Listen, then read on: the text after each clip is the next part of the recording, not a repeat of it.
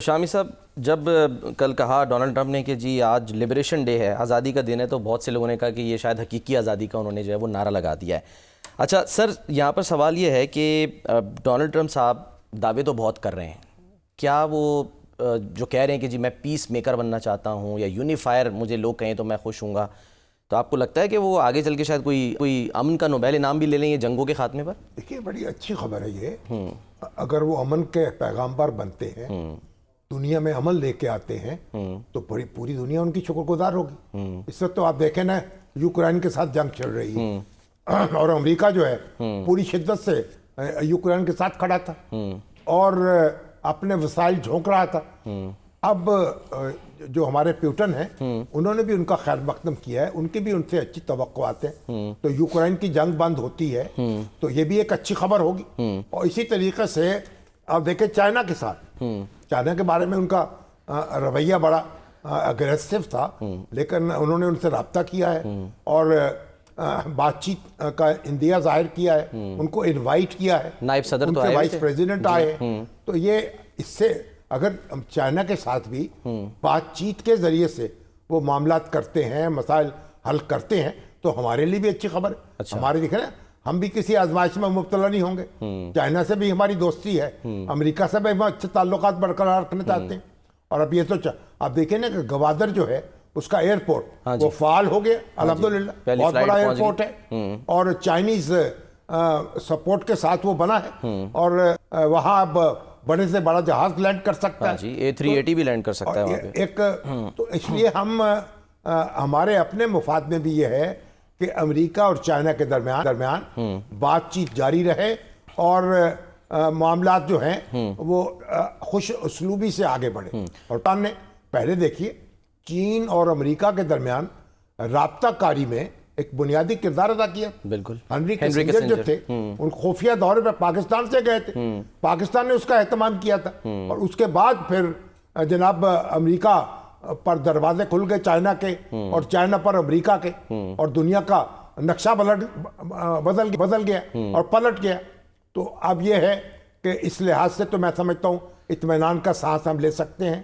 اور امن جو ہے، ابھی تو آپ دیکھیے کہ امریکہ کی جو خارجہ پالیسی ہے اس نے کتنا ہمارے اوپر کتنی جنگیں مسلط کی ہیں۔ افغانستان دیکھ لیں، عراق دیکھ لیں، عراق میں تو یعنی کسی سیکورٹی کونسل کو رونتے ہوئے امریکہ کی فوجیں اور نیٹو کی فوجیں وہاں پہنچی، اور وہ ویپن آف ماس ڈسٹرکشن جس کے لیے گئے تھے ملے ہی نہیں کبھی وہ۔ پھر مصر میں کیا ہوا، اور ابھی آپ دیکھیں کہ جو اسرائیل جو ہے اس نے غزہ میں کیا کیا۔ غزہ میں امریکی شہ کے بغیر وہ یہ کام کر سکتا تھا، اس کو جرأت ہو سکتی تھی۔ بالکل۔ تو اب اگر پریزیڈنٹ ٹرمپ یہ چاہیں تو امن قائم کرنے میں بڑا بنیادی کردار ادا کر سکتے ہیں۔ سر ہم نے تو دیکھا ہمیشہ یہی نا کہ وار تھیٹرز لگے رہے ویتنام سے لے کے ابھی تک، جو آپ دنیا ذکر کر کہتی رہے ہے کوئی امریکن اکانومی ہی جنگ پہ چلتی ہے، اب یہی دنیا میں سوال ہے جنگ ہوگی، خطوں میں ان کا اسلحہ بکے گا۔ ہاں، اب اگر نہیں بکے گا تو وہ اسٹیبلشمنٹ جس کو وہ للکار رہے ہیں وہ ان کو رہنے دے گی آپ کے خیال میں؟ ان کے بہت یعنی ان کے پاس، امریکہ کے پاس وسائل بہت ہیں، ٹیکنالوجی ہے، بہت آگے مریخ تک وہ اپنا سفر کر رہا ہے، وہ کہہ رہے ہیں وہاں تک تو بہت کچھ کرنے کا کام ہے۔ اگر اپنے سکون کے ساتھ کام کرے تو بہت کچھ کنٹریبیوٹ کر سکتا ہے امریکہ۔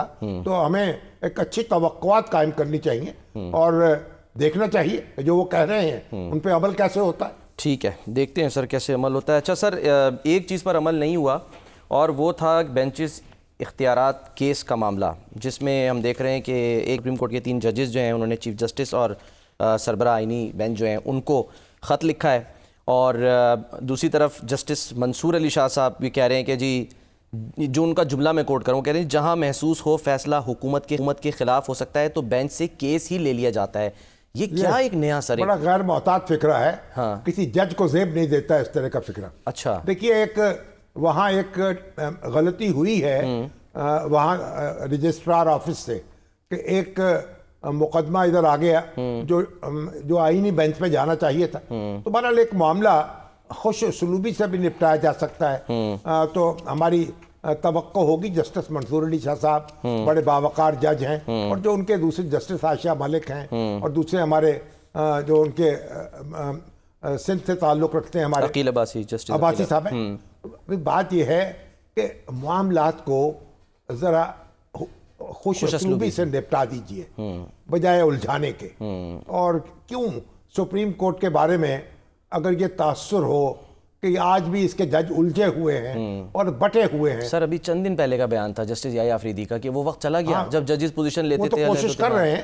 جسٹس یحییٰ آفریدی بڑے ڈھنگ کے آدمی ہیں اور انہوں نے کوشش کی ہے اور کوشش جاری رکھنی چاہیے. اور سپریم کورٹ جو ہے اس کو سپریم کورٹ رہنا چاہیے, سب لوگوں کی سپریم کورٹ, پورے پاکستان کی, اور پورے پاکستان کو اس سے توقعات ہیں اور امیدیں ہیں, وہ امیدیں ٹوٹنی نہیں چاہیے. اب جو بھی یہ مسئلہ ہے بہرحال اس کو حل کر لیا جائے گا. زیادہ گفتگو میں کرنا نہیں چاہتا, اور بہرحال چیف جسٹس کو چاہیے اس کو خوش اسلوبی سے اس معاملے کو نپٹا دیں. اور منصور علی شاہ صاحب جو ہیں اور ان کے رفقا بھی دیکھ لیں کہ بھئی معاملات کو زیادہ کوئی جنگ و جدل تو ہو نہیں رہی, نہ کوئی حق اور باطل کی لڑائی ہو رہی ہے. انٹرپریٹیشن کے معاملات ہیں, اور 26ویں ترمیم ہے. چلیے سماعت تو اس کی ہونی چاہیے نا. اس کا جو چیلنج کیا ہے وہ چیلنج کرنے کا تو حق حاصل ہے نا. تو چیلنج کیا ہے اس کی سماعت بھی ہو جائے, سپریم کورٹ اس کا جائزہ لے لے, تو اس میں کیا مذائقہ ہے. ٹھیک ہے.